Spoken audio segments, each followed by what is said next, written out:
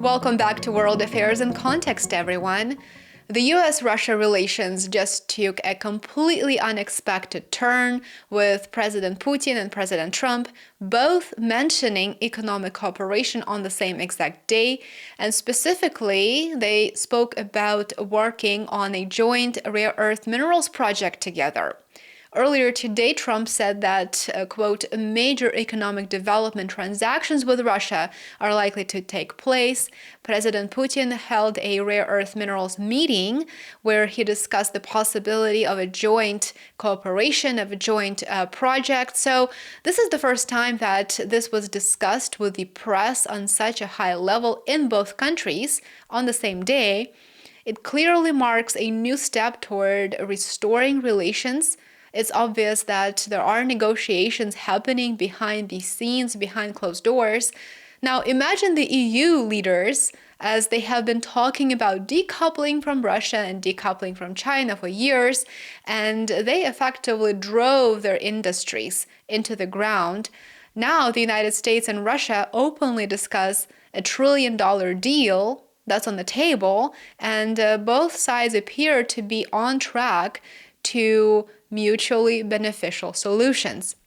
By the way, today Russian President Putin mentioned that it would be a good idea for both the United States and Russia to cut defense spending by 50%. Но мы могли бы договориться с Соединенными Штатами. Мы не против. Мне кажется, что идея хорошая. Соединенные Штаты сократили бы на 50%, и мы сократили бы на 50%.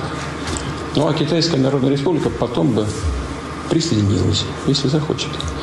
Very interesting statement. I think it deserves a lot of attention, and clearly it indicates that he is saying that we need peace. He wants peace, and we also need a competent dialogue. We need diplomacy to resolve any issues. But let's return to natural resources. So here's Donald Trump on February the 24th, joined by President Macron at the White House. Trump effectively announces a possibility of a major economic cooperation between the United States and Russia. He says Russia has a lot of things, he says, that we, the United States, want, and we have the things that Russia wants. So why not do business together? Trump states that joint U.S. economic projects with Russia are in the interests of long-term peace. Clearly, this is a refreshing change of pace, a refreshing change of tone, if you will, from the previous 4 years of complete madness, when we were mostly concerned about a possibility of World War III erupting at any point in time, nuclear war. Well, thankfully, we're talking about cooperation and finding ways to coexist without warmongering. So here's the clip. Take a look. Yeah, we're trying to do some economic development deals. They have a lot of things that we want, and we'll see. I mean, I don't know if that will come to fruition, but we'd love to be able to do that if we could. You know, they have massive rare earth. It's it's actually the largest in terms of land. It's by far the largest country. And they have very valuable things that we could use, and we have things that they could use, and it would be very good if we could do that. I think it would be a very good thing for world peace and lasting peace. Well, I mean, our first thing that we want to do, the first element of the overall transaction is ending the war. But if, just as we're doing with Ukraine, if we could do some economic development in terms of Russia and getting things that we want, something like that would be possible, yes. On the same day, Russian President Putin held a meeting on rare earth minerals mining. One of the goals is to increase domestic output to keep up with modern demands. Putin spoke about Russia-US economic cooperation as well. He even specifically said that if Russia opens its borders to Western companies, Russia could supply 2 million tons of aluminum to United States market, which in turn would help stabilize prices in the United States. Основной импортер сегодня – Канада. Если будет принято решение открыть американский рынок для наших производителей, то мы могли бы примерно 2 миллиона тонн на американском рынке продать. Это не повлияло бы существенным образом на формирование цены, но, на мой взгляд, все-таки оказало бы сдерживающее влияние на стабилизацию цен.